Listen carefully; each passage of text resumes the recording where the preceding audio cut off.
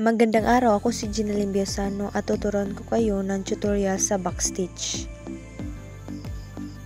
Bago ko muna simulan ang video ay ito ang mga kailangang gamitin sa pagtatahi: gunting, sinulid, tela, karayom at ballpen. Kung wala kayong pantatak o chalk ay ballpen na lang.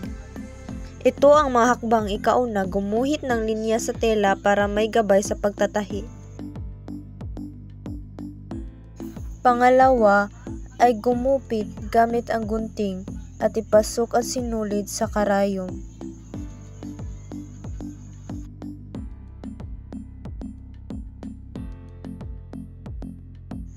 Pangatlo, simulan ang unang tusok sa likod ng tela papunta sa harap.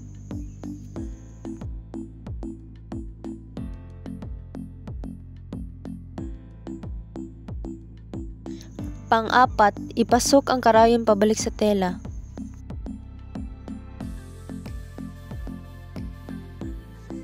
Pang-lima, ilabas ulit ang karayom mula sa likod pero sa dulo ng tahi. Pang-anim, ulitin ang proseso. At pang-pito, sundan ang guhit at siguraduhin na pantay-pantay ang tahi.